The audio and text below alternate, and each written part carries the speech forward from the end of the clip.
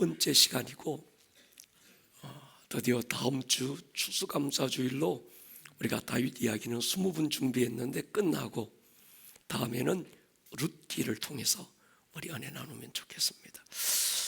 사무엘하 9장입니다. 1절로 8절 은혜로 목소리와 함께 읽겠습니다. 시작. 다윗이 이르되 사울의 집에 아직도 남은 사람이 있느냐? 내가 요나단으로 말미암아 그 사람에게 은총을 베풀리라 하니라. 사울의 집에는 종 한 사람이 있으니 그의 이름은 시바라. 그를 다윗의 앞으로 부르매 왕이 그에게 말하되 내가 시바냐 하니 이르되 당신의 종이니이다 하니라. 왕이 이르되 사울의 집에 아직도 남은 사람이 없느냐? 내가 그 사람에게 하나님의 은총을 베풀고자 하노라 하니 시바가 왕께 아뢰되 요나단의 아들 하나가 있는데 다리 저는 자니이다 하니라. 왕이 그에게 말하되 그가 어디 있느냐 하니 시바가 왕께 아뢰되 로드발 암미엘의 아들 마길의 집에 있나이다 하니라. 다윗 왕이 사람을 보내어 로드발 암미엘의 아들 마길의 집에서 그를 데려오니 사울의 손자 요나단의 아들 무비보셋이 다윗에게 나와 그 앞에 엎드려 절하매 다윗이 이르되 무비보셋이여 하니 그가 이르기를 보소서 당신의 종이니이다. 다윗이 그에게 이르되 무서워하지 말라. 내가 반드시 내 아버지 요나단으로 말미암아 내게 은총을 베풀리라. 내가 내 할아버지 사울의 모든 밭을 다 내게 도로 주겠고 또 너는 항상 내 상에서 떡을 먹을지니라 하니 그가 절하여 이르되 이 종이 무엇이기에 왕께서 죽은 개 같은 나를 돌아보시나이까 하니라. 아멘. 어제 또 그제 3일간 우리가 인카운트를 8번째 했습니다. 그런데 돌아보면 그때마다 주신 하나님의 은혜가 다르지만 이번엔 좀 특별했던 것 같아요. 시간마다 주님의 임재가 얼마나 컸는지 모릅니다. 여러 가지 사정 때문에 참여하지 못한 교우들의 모습을 한 번 한 번 떠올려가면서 그 은혜의 현장에 있으면서도 저는 마음이 많이 안타까웠어요. 우리가 다음 인카운트가 기대되기를 축복합니다. 오래전에 제가 보았던 한 편의 뮤지컬이 있습니다. 시간이 참 많이 지났는데도 마치 엊그제 본 것처럼 선명하게 남아있는 뮤지컬 한 편, 용서를 넘어선 사랑이었어요. 손양훈 목사님의 일대기를 만든 뮤지컬 작품입니다. 2004년 처음 무대에 올라 최근까지 꾸준히 사랑을 받고 있는 작품이지요. 1939년 7월 14일 여수에 있는 애양원 교회에 부임한 이 손 목사님은 여러 어려운 여건 속에서 한센병 환우들을 돌보는데 상처로 얼룩진 이 교인들이 목사님께 마음을 잘 열지 않았어요. 근데 손 목사님께 결정적으로 그 환우들이 마음을 열게 된 계기가 있었습니다. 다리가 썩어 들어가는 어떤 한 환우가 너무 고통스러워하자 그 환우를 위해서 기도하던 목사님이 갑자기 그 환우의 피고름을 입으로 빨아내기 시작했어요. 그 환우도 울고 그 곁에서 지켜보고 있던 교우들도 울고, 여순 사건 때 자신의 두 아들을 죽인 원수를 양아들로 삼은 손 목사님을 일컬어서 한국교회는 이렇게 부릅니다. 사랑의 원자탄이라고 해요. 두 아들 장례식장에서 이분이 드렸던 10가지 감사 기도는 그 뮤지컬 마지막 부분에서 저를 통곡하게 만들었습니다. 나 같은 죄인 혈통에서 순교의 자식이 나오게 하셔서 감사합니다. 흔한 성도들 중에서 이런 보배들을 나에게 주셔서 감사합니다. 삼남 삼녀 가운데 장남 차남 바치게 된 축복 감사하고, 한 아들 순교도 귀하거늘 하물며 두 아들의 순교에 감사합니다. 예수 믿다가 누워 죽는 것도 복이라고 했는데 전도하다 총살 순교 당한 것 감사합니다. 미국 유학 가려고 준비하던 내 아들 미국보다 더 좋은 천국 갔으니 감사합니다.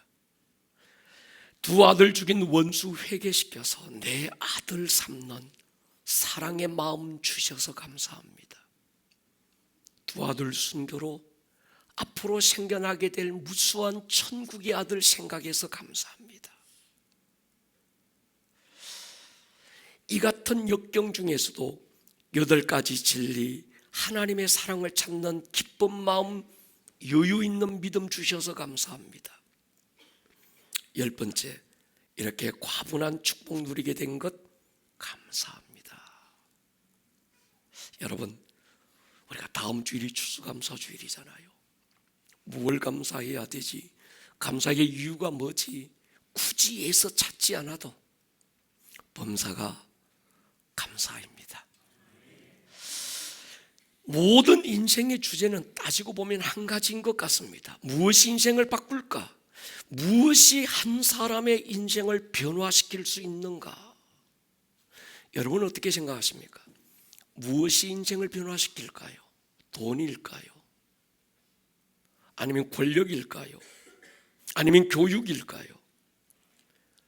이만큼 살고 보니까 한 사람의 인생을 변화시킬 수 있는 한 가지가 있다면 사랑입니다. 한 번의 어떤 사랑의 경험이 그 사람을 바꿉니다. 한 번의 깊은 용서의 경험이 한 사람의 인생을 얼마든지 바꿀 수 있습니다. 나도 너를 정죄하지 않는다 한마디 용서의 선포에 한 여인의 운명이 바뀌었습니다. 저들의 죄를 저들에게 돌리지 말아 주십시오. 십자가 그 높은 곳에서 외쳤던 주님의 용서의 선포가 오고 오는 인류의 역사를 바꾸고 말았습니다. 저는 그런 확신이 있습니다. 사랑이 사람을 바꿉니다. 용서가 운명을 바꿉니다. 오늘 우리가 읽었던 본문 머비보셋에 대한 다윗의 용서, 용서를 넘어선 용납, 용납을 넘어선 조건 없고 전폭적인 사랑은 모든 인생에 베푸신 하나님의 사랑이 무엇인지 정확하게 보여주고 있습니다.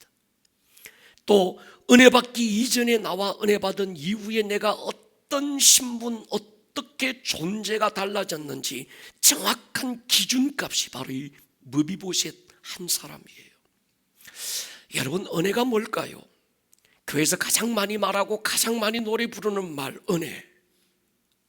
은혜가 정확하게 무엇일까요? 인사할 때 그렇게 하잖아요. 목사님 은혜 많이 받았습니다. 받았으니 받았대는데 받았던 은혜가 도대체 무엇일까요? 은혜 아니면 도대체 살아갈 수가 없습니다. 호흡마저도 주님의 것이고 은혜 아니면 나 설 수조차 없다고, 십자가 그 사랑 그 은혜 아니면 숨 쉴 수조차 없다고 우리가 노래하는 이 은혜의 정체가 도대체 무엇일까요? 분명한 건요, 은혜는 기분이 아니에요. 은혜는 감정이 아닙니다. 은혜는 받을 만한 자격이 전혀 없는 누군가에게 아무런 조건 없이 베푼 사랑을 은혜라고 합니다.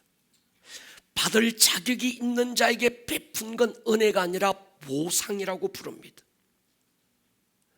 은혜는 세상의 지식이 아닙니다. 은혜는 하늘의 언어입니다. 하나님과 죄인인 우리를 연결해주고 맺어주는 관계 방식이 은혜입니다. 하나님과 우리를 연결하는 유일한 다리가 있다면 바로 은혜지요. 은혜 하나로 은혜의 보좌 앞에 우리는 담대히 나아가고 있습니다. 은혜로 살아왔고 지금도 은혜로 살고 있고 우리는 또 은혜로 살아갈 것이기 때문에 은혜 아니면 살아갈 수 없다고 노래하고 있습니다. 여러분, 10,000원 주고 받은 건 10,000원짜리예요. 100만 원을 주고 산 건 100만 원짜리죠. 하나님이 그 아들로 베푼 십자가의 은혜는 얼마짜리일까? 은혜, 값없이 공짜, 그런 뜻이거든요. 가치가 없어서 공짜가 아닙니다. 매길 만한 가치가 이 세상에 없어서 그저 베풀었고 그저 받았고 우리는 그것을 은혜라고 부르는 거지요. 바울이 말한 그대로 나의 나된 것은 오직 하나님의 은혜로 된 것이기 때문에 은혜 없이는 나란 존재를 설명할 다른 지식이 없는 거지요. 근데 참 아이러니한 건요, 우리가 너무 쉽게 망각하는 것도 은혜입니다. 은혜로 하나님께 나아가는 것이 아니라 쥐꼬리만한 내 자격과 의를 내세워서 하나님 앞에 보상을 요구해요. 내가 이만큼 하나님 앞에 예배하고 기도하고 헌신하고 이만큼 살았으면 하나님도 내게 이만큼 해 주어야 되지 않느냐는 거지요. 아니, 여러분, 하나님의 은혜를 정확하게 이해하는 사람은 아무런 보상을 요구할 권리가 내게 없다는 걸 알아요. 그래서 그분은 하나님 앞에 엎드릴 때마다 오직 은혜를 구하고 긍휼을 구하게 됩니다. 받은 상처 물에 새기고 받은 은혜 돌에 새겨야 되는데 우리는 거꾸로 하는 거예요. 받은 큰 은혜는 흐르는 물에 새겨서 쉽게 흔적조차 사라지고 한 번 받은 상처가 돌에 새겨져서 가슴에 품고 사는 거예요. 사울의 집에 남은 자가 없느냐, 이 한마디는 다윗의 참모들이 제안한 게 아닙니다. 다윗이 제안했어요. 위협적인 남은 자들을 제거하기 위해서 살인 명부를 만든 게 아니었습니다. 보통은 새로운 왕이 즉위하면 이전 왕들의 측근들, 특별히 남은 자녀들을 찾아요. 이유는요, 반란의 위협을 사전에 제거하자는 겁니다. 그런데 다윗의 동기는 달랐습니다. 은총을 베풀겠다는 거예요. 사랑이었습니다. 여러분, 우리가 하나님을 사랑한 게 아니죠. 하나님이 우리를 사랑하셨습니다. 우리가 하나님을 찾은 게 아닙니다. 하나님이 우리를 찾으셨어요. 에덴에서 범죄하고 두려워 숨은 아담을 찾아가셔서 양의 가죽옷을 입히지 않습니까? 갈대아 우리에 남아있던 아브라함을 찾아오셨고 베델의 야곱을 찾아가셨고 미디안 광야에서 살인자로 도망가고 아무 쓸모없이 버려진 모세를 찾아갑니다. 다메섹 도상에서 사울을 찾아가셨던 그 주님이 십자가 위에서 물과 피를 쏟고 우리의 모든 죄를 이미 용서해 놓고 우리를 찾아오십니다. 우리가 우매하여 각기 제 길로 가던 그때 그분이 나를 찾아 하늘 영광 버리고 이 세상에 오셨다는 게 복음입니다. 로마서 5장 8절이 복음의 핵심이죠. 우리가 아직 죄인 되었을 때, 하나님에 대한 지식이 없고 하나님을 찾고자 하는 마음도 없고 우리 안에 하나님을 향한 선한 것이 아무것도 없던 죄인 되었던 그때 하나님이 우리를 찾아오셔서 십자가 어긋진 나무 토막의 가슴을 찢고 그의 사랑을 확정해 주셨습니다. 돌이켜보면 오늘 성경에 나오는 로드발 암미엘의 아들 마길의 집에서 겨우 구걸하고 살아가던 머비보셋이 우리였어요. 로드발, 이 말은 뭔가 하면 소망이 없는 자의 마을, 아무 쓸모없는 사람들이 모여 사는 사람들의 마을, 그런 뜻입니다. 일종의 버려지고 더 이상 인생에 갈 곳이 없는 그들이 숨어 살던 유배지 같은 곳이 이 로드발이라는 마을이었습니다. 그리고 다윗이 지금 간절하게 찾았던 머비보셋이 누군가 하면 자기를 죽이기 위해서 혈안되어서 면전에서 창을 던지고 온 유대 광야를 들깨 쫓듯 쫓아다녔던 사울의 손자가 머비보셋입니다. 요나단의 아들이기도 했습니다. 만약에 사울의 정권만 유지되었어도 아버지 요나단을 이어서 차기 왕이 될 신분이 바로 이 머비보셋이었어요. 할아버지 사울, 아버지 요나단이 전쟁에 나가서 하루아침에 전사하는 비운을 맞으면서 자신의 말대로 마치 죽은 개 같은 존재로 전락되고 말았던 신분이었습니다. 길보아 패전의 소식을 전해 들은 사울의 궁은 남녀노소를 막론하고 두려움에 떨었을 거예요. 이제 곧바로 블레셋은 사울의 왕궁으로 진격해 올 것이고, 아마 사울의 남은 왕가의 자손들은 제일 첫 번째 순서로 멸절시키고 말았을 겁니다. 이 모든 것들을 알고 있었어요. 블레셋 이들만의 위협은 아니었습니다. 이스라엘 내부에 더 위협적인 존재가 있었어요. 바로 차기 왕으로 기름 부음 받고 급부상하고 있던 다윗과 그의 군대들이었습니다. 다윗의 본심과는 상관없이 그들이 과거 다윗에게 했던 음모와 부끄러운 일들로 오늘 이 사울의 왕궁에 남아있던 자들, 특별히 사울의 직계 손자와 그 가족들은 불안과 두려움에 떨어야 했습니다. 왕과 그의 아들들이 한날 한시에 죽었고 전쟁은 패배했다면 역사의 시나리오는 어떻게 써내려가야 됐을까요? 전쟁에서 승리했던 블레셋에 의해 완전히 정복되거나, 아니면 과거의 원수처럼 여기고 죽이려고 혈안이 되었던 다윗에 의해서 새로운 왕조가 세워진다. 이 사실은 누구도 부인할 수 없는 현실이었어요. 이 두 가지 가운데 하나의 시나리오만 성공해도 이들이 살아남을 확률은 제로였습니다. 이전 선왕의 후손이라는 한 가지 이유만으로 살아남을 수 없었던 운명이 오늘 머비보셋이었습니다. 그런데 이때 그의 나이가 5살이었어요. 단지 역사의 격변기에 사울이라는 한 사람의 직계로 태어났다는 이 이유가 살생명부의 제일 첫 순서로 그의 이름이 등재되고 말았습니다. 여러분, 우리를 한번 돌아보십시다. 우리 중 누구도 머비보셋의 운명과 달랐던 사람 아무도 없었습니다. 우리의 실수나 잘못이 아니라 어떤 잘못된 관계에서 태어났다는 한 가지 이유가 우리의 운명을 결정짓고, 그 운명 안에서 태어난 자들이 우리들이죠. 여러분, 우리 중에 누가 스스로 나 태어날 거야 태어난 사람 아무도 없습니다. 태어날 때 내 부모를 내가 결정하지 않았고 그 집안을 내가 선택하지 않았습니다. 그런데 이 관계를 떠날고 부인하고 벗어날 수 있는 사람도 아무도 없습니다. 우리 중에 누가 그렇지 않습니까? 그 어머니의 아들로 태어나고 싶어 태어난 사람이 누가 있고, 그 아버지의 아들로 태어나고 싶어 태어난 사람 아무도 없습니다. 내 아버지 내 어머니를 내가 선택하고 태어난 사람 아무도 없습니다. 그 아들 그 딸 내가 선택할 수 없습니다. 되어진 선택과 되어진 관계 안에서 타고나는 운명이 인생들이었어요.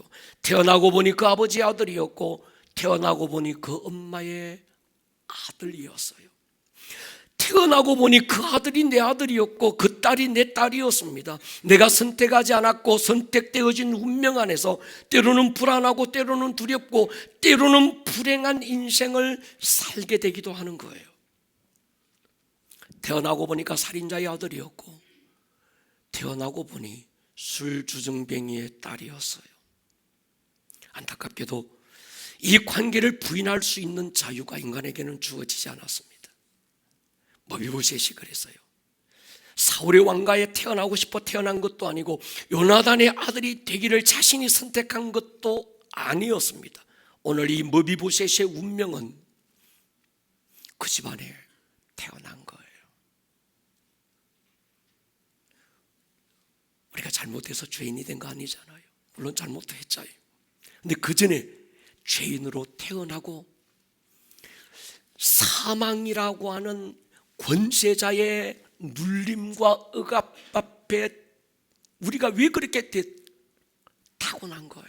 우리는 죽어서 태어났고 죄인으로 태어났고, 다윗의 고백처럼 내 어머니 아버지가 모태에 있을 때부터 나는 죄인이었던 것이요. 오늘 사무엘하 4장 4절에 보면요, 사울의 아들 요나단에게 다리 저는 아들 하나가 있었으니 이름은 머비보셋이라. 전에 사울과 요나단이 죽은 소식이 이스라엘에 올 때에 그의 나이가 5살이었는데 유모가 안고 도망할 때 급히 도망하다가 아이가 떨어져 절개됐다. 9장 13절 마지막에는 그는 2발을 다 절었다고 얘기합니다.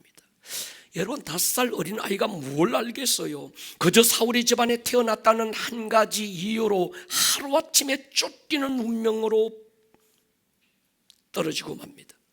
아무것도 모르는 철없는 5살 아이에게 더 가혹한 운명이 내려집니다.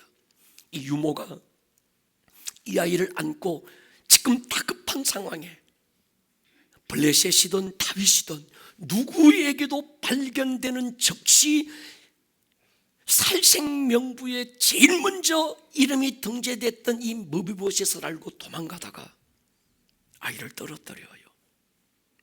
한 다리가 아니라 2다리 모두 깨어지고 말았습니다.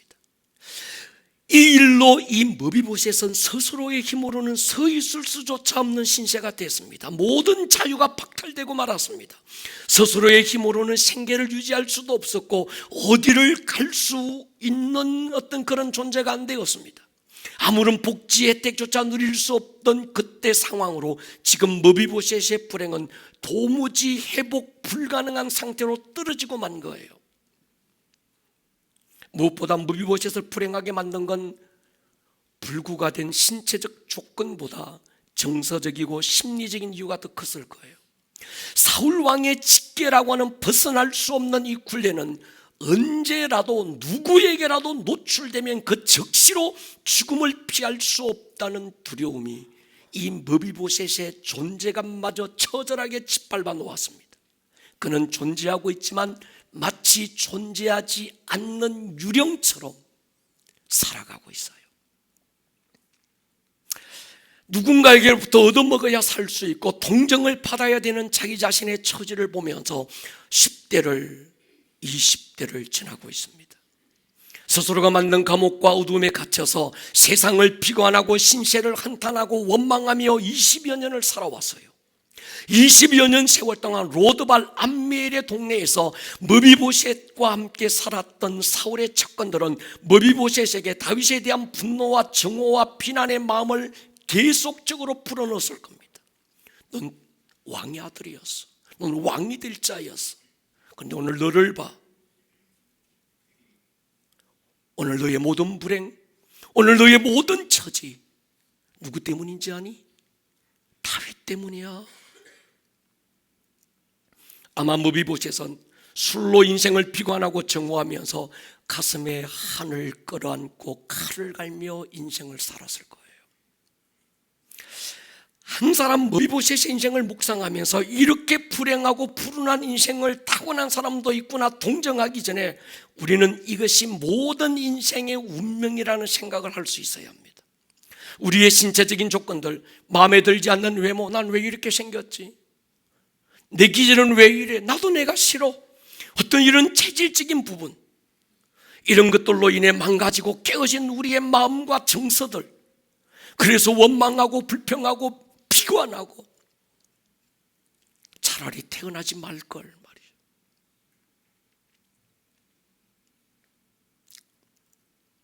어쩌면 그 부모가 아니라 다른 부모 만났더라면 무비보셋의 인생이 이렇게까지 망가지지는 않을 수도 있었을 거예요. 저희 어머니께 전화드리면 제 어머니가 가끔씩 그런 얘기를 하세요. 이 목사 미안하대. 엄마가 내게 뭐 미안해요. 좀 더 좋은 부모 만났으면, 내 아들이 좀 돈 있는 엄마, 좀 많이 배운 아빠 만났으면 내 새끼가 더 훌륭한 아들이 됐을 텐데. 이 미안한 마음이 제가 부모가 돼 보니까 있더라고요. 저도 제가 그런 얘기합니다. 내 엄마가 어땠어요? 이렇게 따뜻하고 좋은 엄마가 내 엄마라서 이렇게 훌륭한 아들로 살아가는데요. 오늘 내가 목사로 살 수 있었던 한 가지가 있다면 엄마의 그 눈물이 저를 이렇게 만들었어요. 여러분, 그런 부모 만났고 따고 다 그런 인생을 사는 건 또 아니라는 거예요. 우리 모든 인생은 내가 선택하지 않았지만 되어진 선택 안에서 신체적이고 정서적이고 영적 운명을 안고 살아가게 됩니다. 누구도 이 운명의 굴레로부터 벗어나지 못하고 살고 있는 거예요. 그래서 절망하고, 그래서 낙심하고, 그래서 원망하고, 그래서 피곤하고 살아가고 있는 것이 인생들입니다. 안 아프고 싶은데 아파요. 안 늙고 싶은데 세월간이 나이 먹게 되고, 나이 먹은 또 이렇게 늙어갑니다. 안 죽고 싶은데 인생은 누구도 아프고 죽어요. 이런 인생의 굴레로부터 벗어날 수 있는 사람 아무도 없는 거지요. 그러고 보면 무비보셋이 내 모습은 아닐까요? 오늘 제가 본문을 읽어가다가 한 단어가 저를 또 울렸어요. 사무엘하 9장 5절에 보면요, 다윗 왕이 사람을 보내요. 두 다리가 모두 깨어져서 스스로의 힘과 의지로는 하나님께 나올 수조차 없는 인생이 나라고 할 때 오늘 요 한마디가 굉장한 울림이 됐습니다. 다윗은 로드발 암멜의 아들 마길의 집에 있는 머비보셋이 살고 있다는 말을 들었을 때 머비보셋에게 왕께로 나오라고 부르지 않았어요. 만약에 왕이 불렀다면 머비보셋은 스스로 나올 수 없었을 거예요. 두려움이, 불안함이, 어쩌면 신체적인 조건과 여러 가지 상황과 기질들이 그 가슴 속에 품고 있는 한과 서러움과 어떤 그 강력한 감정들이 왕 앞에 나올 수 없게 만들었을 겁니다. 그런데 왕이 사람을 보내서 머비보셋을 데리고 오는 거예요. 여러분, 하나님이 우리 보고 너 구원받고 싶냐? 예, 하늘로 올라와봐 이랬으면 우리 중에 하늘로 올라갈 수 있는 사람 아무도 없었을 거예요. 그런데 그분이 사람의 몸으로 우리를 찾아오신 거예요. 우리가 하나님의 은혜 앞으로 나온 것이 우리의 의지가 아니었습니다. 우리 안에 은혜 앞으로 나아가려는 의지조차도 그분이 주신 은혜의 힘이라는 걸 우리가 알아야 되는 거죠. 은혜 아니면 은혜조차 구할 수 없는 이것이 인간의 원형이었습니다. 우리가 은혜를 요청한 게 아니지요. 은혜가 먼저 우리의 이름을 불러준 거예요. 내 이름 불러주시고, 성민아, 내 이름 아시죠? 여러분, 은혜가 먼저 우리를 은혜의 자리로 이끌어 주신 거예요. 그래서 은혜라고 부릅니다. 우리가 은혜 앞에서 교만할 수 없는 이유가 여기 있습니다. 우리는 버려졌고 고아였고 영적으로 죽은 자였고 신체적으로 정서적으로 장애를 가진 자로 태어났고 은혜가 아니면 잊혀지고 멀어진 자로 태어났습니다. 머비보셋은 한때 화려한 왕족이었지만 20여 년 완전히 잊혀진 자로, 아니죠, 잊혀져야 살 수 있는 자로 살고 있는 거예요. 만약에 어느 누군가가 머비보셋을 알아보았다면 그 즉시로 그는 살아서도 산 자가 아니었을 거예요.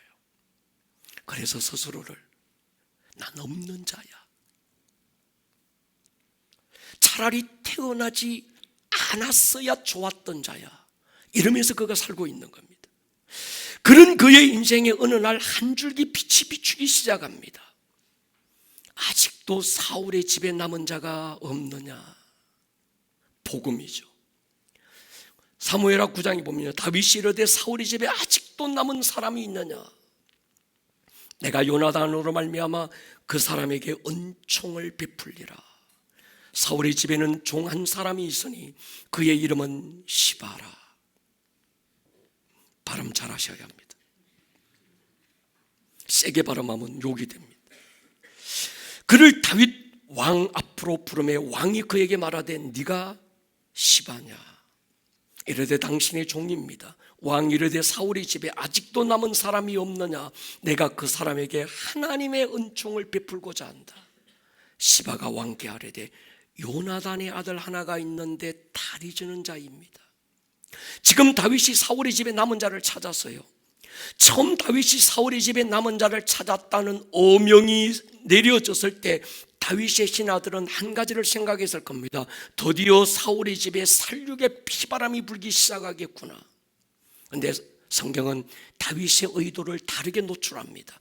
내가 그 사람에게 하나님의 은총을 베풀겠다. 이전에 사울이 다윗을 찾아 유대 광야를 헤매고 다녔던 것과 지금 다윗이 사울 집에 남은 자를 찾는 이유가 달랐습니다. 사울은 다윗을 죽이기 위해 찾아다녔는데 다윗은 머비보셋을 살리기 위해 찾는 거예요.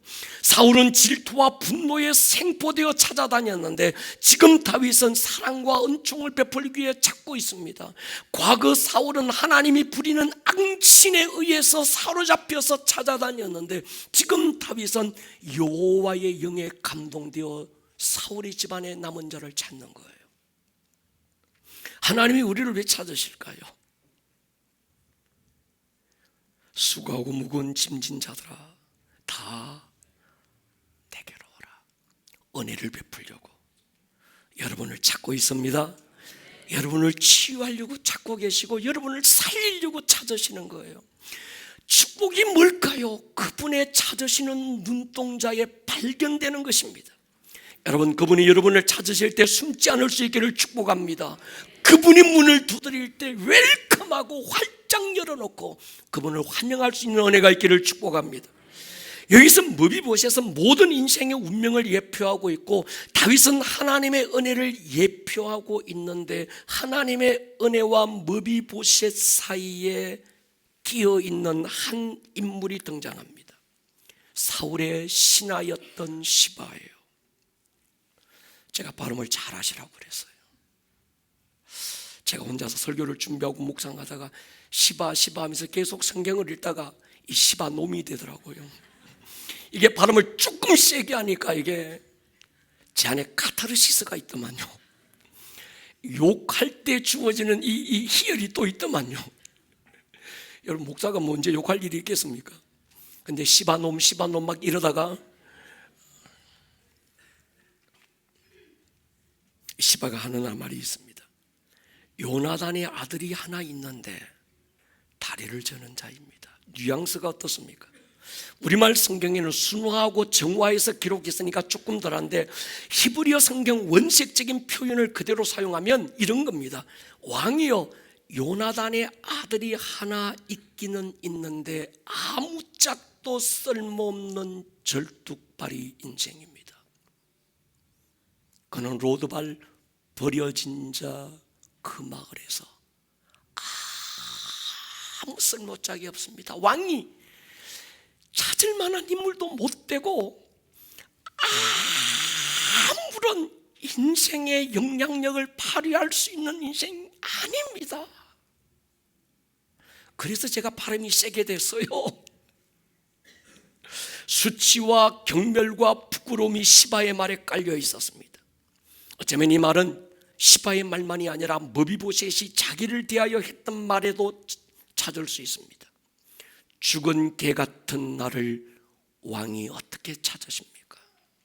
여러분, 이 말은요, 하나님과 하나님의 은혜와 오늘을 살고 있는 나 사이에 끼어 있는 세상이 우리에게 주는 정체성과 똑같습니다. 쓸모없는 인생이라는 거예요.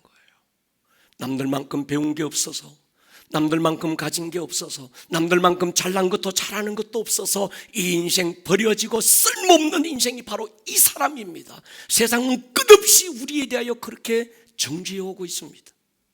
성경을 좀 더 읽어가자면 이 시바라는 존재는 계속적으로 머비보셋과 다윗 사이에서 하나님과 하나님의 은총과 우리 사이에서 중상하려고 모략하고 거짓으로 다윗에게 고발해서 왕과 머비보셋을 이간하고 마치 머비보셋이 다윗을 대하여 반란을 일으킨 것처럼 오해하게 만들었습니다. 여러분, 살다 보면요, 이런 소리가 들려올 때 있어요. 참 신기하게도요, 하나님과 우리 사이를 이간하는 이세벨의 영을 가진 사람들을 만날 수 있습니다. 여러분, 이 사람들 경계하시기를 축복합니다. 이런 사람은 만나지 말아야 돼요. 나중에 보면 결국 왕이 머비보셋에게 사울의 남은 모든 밭과 재산을 무비보셋에게 주는데 이 재산을 중간에서 이간하고 가로채는 존재가 시바였습니다.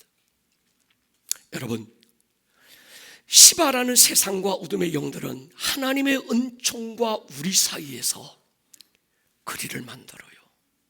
우리의 존재감을 상실하게 만들고 우리가 가진 조건으로 우리를 평가하고 우리가 은혜 받을 만한 이유와 조건이 전혀 없는 자라고 우리를 정죄해 올 것입니다. 여러분, 세상이 우리에게 보여주는 거울은 다 똑같아요. 시바의 거울이에요. 여러분, 거울 앞에 서서 거울아 누가 세상에서 제일 예쁘니 이러지 마세요. 우리를 제일 정확하게 있는 모습 그대로 보여주는 거울은 하나님의 성경입니다. 깨어지고 삐뚤어진 세상이 보여주는 시바의 거울 앞에 여러분을 비추지 마십시오. 혹시 여러분 안에 여러분이 가진 조건과 자격으로 여러분의 정체성을 평가하거나 여러분의 행위라는 잣대를 들이대면서 여러분을 평가하려는 어떤 소리도 하나님의 음성이 아닙니다.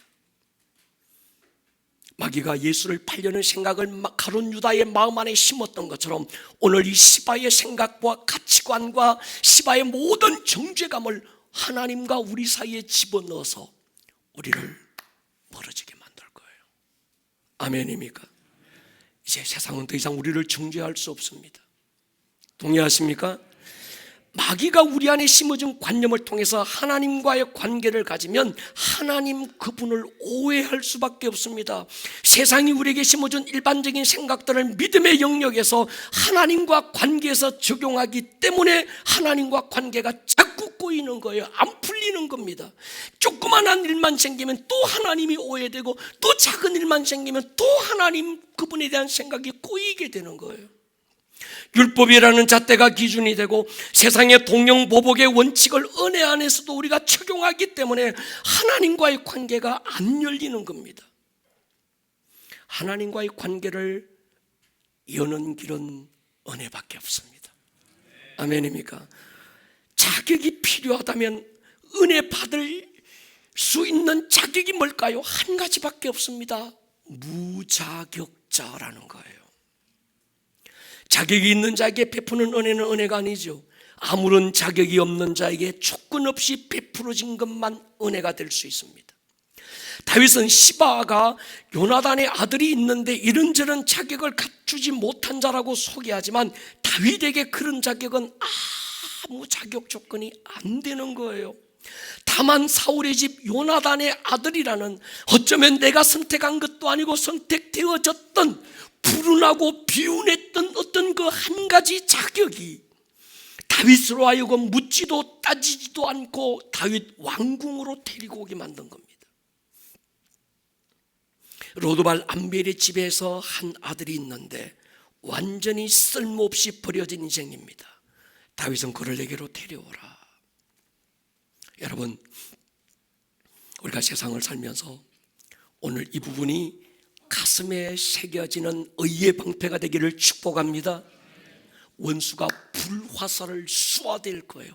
비난과 정죄와 온갖 것들을 통해서 너 얼마나 배웠니? 저 사람과 한번 비교해봐. 너 이랬니 저랬니? 태어난 부모와 모든 환경들 다 한번 봐. 오늘 너의 처지, 오늘 네가 살아왔던 과거의 모든 것들 한번 봐. 넌 쓸모없어. 여러분, 은혜를 알면 우리가 이 정죄받지 않게 되는 거예요. 아멘입니까? 은혜가 뭔지만 알아도 우리는 그들이 했던 말에 권위를 주지 않을 수 있습니다. 따라하십시다. 예수면 충분하다. 예, 거기에 뭐가 없어요. 바울이 말한 대로 나의 나된 것은 은혜입니다. 하나님의 은혜가 나를 나되게 했습니다. 은혜 말고 다른 어떤 것도 당신을 당신 되게 해서는 안 됩니다. 아멘입니까? 하나님의 사랑만 당신을 당신 되게 하고 하나님의 은혜만 나를 나 되게 하는 것입니다. 다른 건 다 이단이에요. 여러분, 누가복음 15장에 세 가지 이야기가 나옵니다. 하나님이 이런 분이다라고 오해하고 있는 하나님에 대한 지식과 어떤 인식을 바르게 심어주기 위해서 예수님께서 사람들이 알아들을 수 있는 비유로 이야기를 합니다. 세 가지죠. 어떤 여인이 동전 10개가 있다가 그 중에 하나를 잃어버려서 왼종일 찾다가 동전 하나를 겨우 찾아요. 어떤 목자에게 양 100마리가 있었는데 그 중 한 마리를 기어코 찾아옵니다. 99마리를 들에 두고 말이죠. 한 아버지에게 두 아들이 있었는데 한 아들이 아버지를 떠나서 호랑방탕하게 살다가 아버지께로 돌아오는 이야기지만, 그러나 그 아들을 향한 아버지의 찾음의 열심은 중단되지 않았습니다. 이 이야기는 하나님이 어떤 분이냐는 거예요. 우리를 찾아오시는 분, 오늘도 여러분을 찾아갈 수 있기를 축복합니다. 이사야 30장 18절 우리 한번 읽겠습니다. 시작. 그러나 여호와께서 기다리시나니 이는 너희에게 은혜를 베풀려 하심이요 일어나시리니 이는 너희를 긍휼히 여기려 하심이라. 대저 여호와는 정의의 하나님이심이라. 그를 기다리는 자마다 복이 있도다. 아멘. 하나님이 우리를 기다리시는데 왜 기다리실까? 은혜 베풀려고. 하나님이 기다리던 자리에서 벌떡 일어나서 달려오시는데 왜 벌떡 일어나 달려오실까? 긍휼을 베푸시려고. 옛날 저희 아버지는 벌떡 일어나실 때는 지게작대기 들고 쫓아오세요. 제가 좀 빨랐겠어요. 절대 안 잡혔습니다. 하나님은 다른 분이라는 거죠.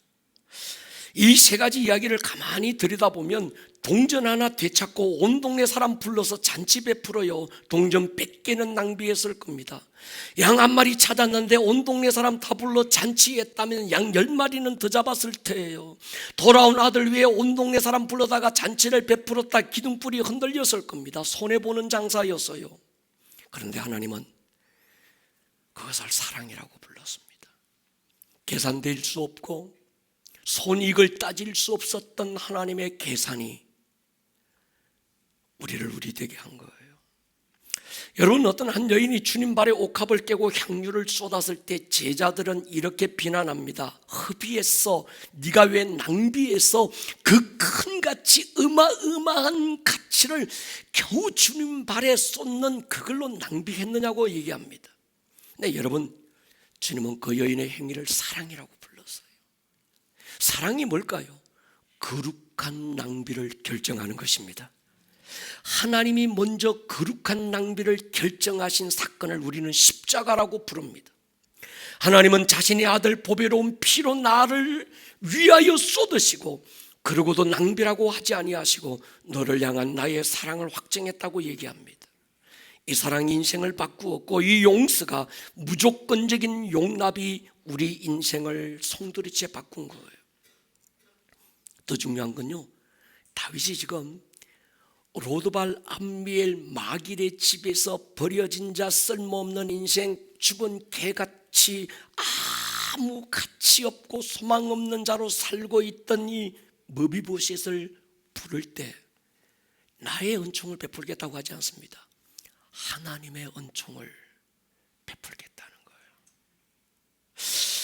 이 이야기는 사무엘상 20장으로 거슬러 뒤돌아가야 합니다. 15절부터 보면요, 여호와께서 너 다윗의 대적들을 지면에서 다 끊어버리신 때에도 너는 내 인자함을 내 집에서 영원히 끊어버리지 말라.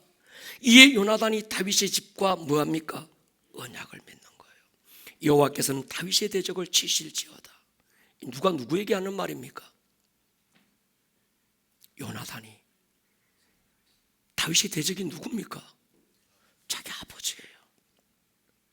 다윗에 대한 요나단의 사랑이 그를 다시 맹세케 하였으니 이는 자기 생명을 사랑한 값이 그를 사랑함이었더라. 다윗이 머비보셋에게 베풀겠다는 은총의 시작이 하나님 앞에서의 시작인 거예요. 아직 머비보셋이 태어나기도 전입니다. 아직 머비보셋이 세상을 구경하기도 전입니다. 이 사실을 알기도 전에 다윗과 아버지 요나단 사이에 맺었던 언약이 헤세드가 되어서 오늘 머비보셋을 머비보셋 되게 하고 있는 거예요. 여러분, 우리가 받은 은혜가 동일합니다. 우리가 아직 죄인 되었을 때 죄 가운데 태어나고 죄 가운데 헤매고 있던 그때 하나님에 대한 지식을 가지기도 전에, 하나님의 존재를 인식하기도 전에, 하나님을 하나님이라고 부르기도 전에 아무런 가치조차 없던 그때 하나님의 헤세드가 십자가 위에서 공개된 거예요. 그 십자가에 공개됐던 사랑이 우리의 운명을 바꾸었습니다. 여러분, 우리 인간은 못된 버릇이 있어요. 이성을 앞세우는 거예요. 계산하는 거예요. 따져보는 거예요. 그러다 보니까 하나님의 헤세드도 따져보고 싶은 거예요. 이해가 되냐 안 되냐? 계산해서 볼 때 이게 지금 맞냐 안 맞냐? 논리로, 이론으로. 근데 여러분, 사랑은 이론을 뛰어넘습니다. 동의하십니까? 예수의 피값을 얼마만큼의 가치로 우리가 결정하겠습니까? 그냥 받아들일 수 있기를 축복합니다. 이것이 은혜예요. 어떤 사람은 목사님 안 믿어진대. 나는 안 믿어지는 네가 안 믿어져. 어째 이게 안 믿어지냐? 머비보셋이 드디어 로드발의 집에서 나옵니다. 그지 소굴에서 왕의 집으로 얻어먹던 깡통에 던져버리고 왕의 식탁에 마주 앉아요. 여러분, 머비보셋이 받은 가장 큰 은혜가 뭘까요? 야, 그지가 왕의 가족이 됐어야 왕과 함께 밥도 먹어야, 왕의 가족이 입는 옷을 입어야, 호사를 누리고 있어야 물론 은총일 수 있습니다. 근데 그것보다 더 큰 은총이 있습니다. 왕의 식탁에 같이 앉는 거예요. 왕과 얼굴과 얼굴을 마주보는 거예요. 왕의 눈빛과 왕의 표정과 왕의 그 인자함을 그는 날마다 보고 사는 거예요. 그게 예배입니다. 아멘입니까? 그래서 오늘 예배는 이 인카운트의 주제였던 친밀함의 결정적인 시간이 오늘인 줄로 저는 믿습니다. 우리가 인카운트에서 2박 3일 동안 오직 하나님의 친밀함에 집중했어요. 그 은혜가 가장 머비보셋에게는 큰 은혜였습니다. 사랑하는 여러분, 우리 은혜로 살아갑시다. 은혜를 복으로 여기십시다. 보상을 요구하기보다 은혜와 긍휼을 요구하기를 축복합니다. 여러분은 더 이상 버려진 자가 아니고 쓸모없는 자가 아니고, 누가 손가락질하고 누가 정죄하더라도 여러분은 왕의 자녀들입니다. 일어나시기를 축복합니다. 하나님의 적당한 보상이 아니라 은혜를 구하기를 축복합니다. 한 번 자리에서 우리 한번 일어서십시다.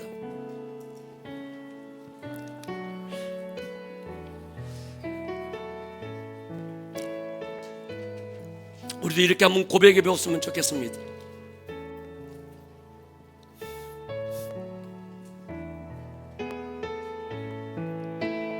내가 누려왔던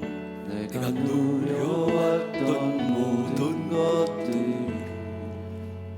아멘. 내가 지나왔던 모든 시간, 아멘. 내가 걸어왔던 모든 순간이 당연한 거 아니죠? 당연한 건 우리는 그 단어를 바꾸어서 은혜라고 부릅니다. 아침에가 뜨고 저녁에 노을, 아멘. 봄의 꽃향기와 가을의 열매, 변하는 계절의 모든 순간이 동의하십니까? 당연한 것 아니라 은혜였어. 모든 것이 모든 것이 은혜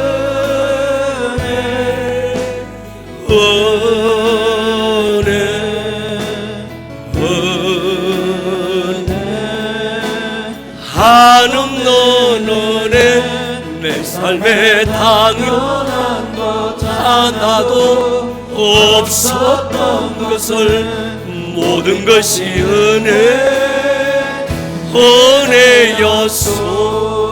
내 내가 이 땅에 태어나 내가 이 땅에 태어나 사는 것 아멘. 어린아이 시절과 지금까지 그렇습니다. 숨을 쉬며 살며 꿈을 꾸는 삶 당연한 건 아니라 은혜여 내가 하나님의 자녀로 살며 내가 하나님의 자녀로 살며 오늘 찬양하고 예배하는 삶 복음을 전할 수 있는 축복이 당연한 것 아니라 은혜 믿음으로 한번 선포하십시오. 모든 것이 은혜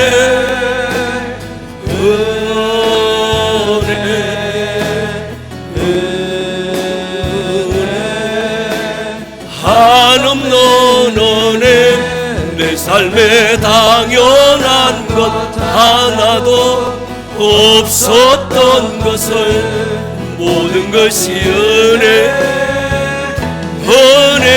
은혜였소. 우리 한번 기도했으면 좋겠습니다. 하나님, 은혜였습니다. 세상에 당연하다는 단어는 없습니다. 모든 것이 은혜일 뿐입니다. 아멘. 주님 은혜를 의심하지 않고 은혜로 매일을 걷게 하여 주십시오. 아멘.